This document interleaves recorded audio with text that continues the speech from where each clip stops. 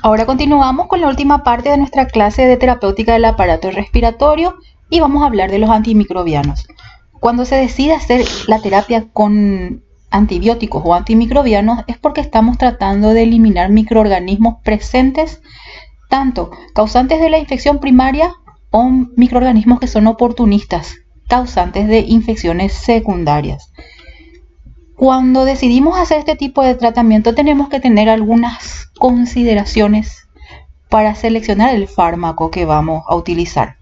Primero, saber si hay una infección que responde al tratamiento, ya sea bacteriana, microbiana o parasitaria, o fúngica inclusive. Y si es necesario o no la utilización de un antimicrobiano en este caso. ¿En qué porción está localizada la infección? ¿En qué parte está la infección? Y si va a ser eficaz o no el uso de ese antimicrobiano en cuanto a la localización. ¿Cuáles son los patógenos que generalmente están en el sitio de infección? ¿Son banales o son patógenos realmente? También tener en cuenta cuáles son las propiedades farmacocinéticas y si ese medicamento tiene capacidad de atravesar barreras celulares o en el caso de que haya secreciones mucopurulentas, pueden llegar a ser absorbidos correctamente en el sitio de acción. Otra cosa a tener en cuenta es muy importante la dosis y la vía de administración para que el tratamiento sea exitoso o lograr el efecto deseado en el animal. Y otra cosa, también ver cuánto tiempo va a durar el tratamiento. Entonces, esas son las consideraciones que tenemos que ir teniendo en cuenta antes de comenzar un tratamiento. Otra cosa que vamos a ir viendo es cuáles son los microorganismos que se encuentran normalmente en el tracto respiratorio de perros y gatos y también de grandes animales. Tenemos al estafilococo, al streptococo, a la pasteurella, a la bordetella, klebsiella, enterobacter, acinetobacter, moraxella y corynebacterium. Todos ellos son los que se presentan con más frecuencia en la gran mayoría de las afecciones respiratorias causadas por microorganismos.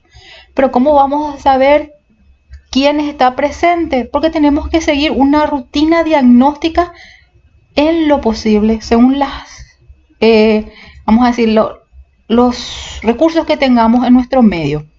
La identificación del agente causal es de suma importancia antes de seleccionar cuál es el antimicrobiano más efectivo para este caso. Y para ello tenemos que realizar una toma de muestra y la realización de un cultivo y antibiograma. Mediante los resultados obtenidos en el laboratorio de microbiología vamos a saber a qué o con qué fármaco vamos a trabajar y asegurar que la terapia instaurada sea la más exitosa o la que nos dé mejores resultados para nuestro paciente.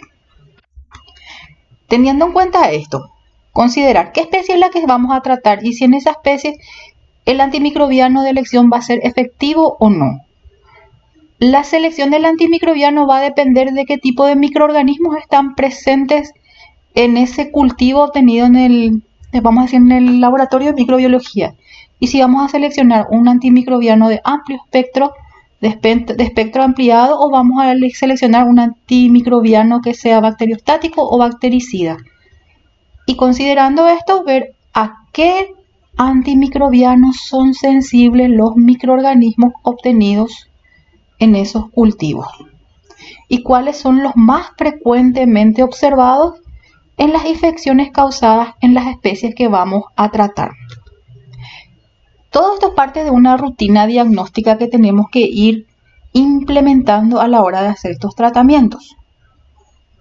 Ahora vienen estas tablas en donde vamos a ir citando, tanto en pequeños animales como en grandes animales, cuáles son los fármacos que se utilizan con más frecuencia en estas especies. Aquí le tenemos a la amoxicilina con ácido clavulánico, a la ampicilina, todos derivados penicilínicos que son bactericidas, que tienen mucha efectividad en el tratamiento de las infecciones microbianas en estos animales.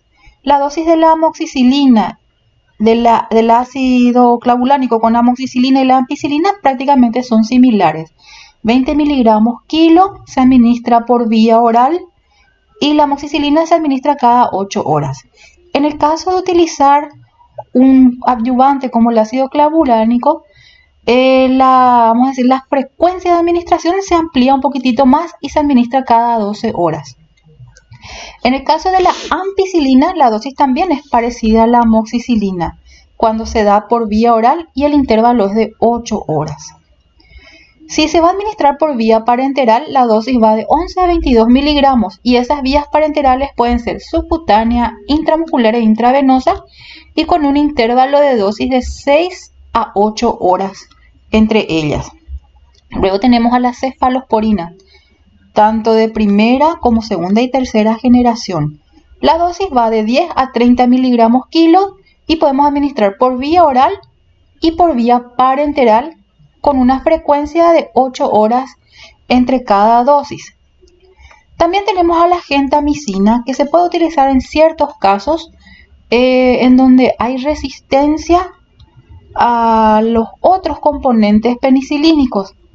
La dosis de la gentamicina es 2.2 miligramos kilo, se administra por vía parenteral, intravenosa, intramuscular o subcutánea y cada 8 horas es el intervalo de dosis.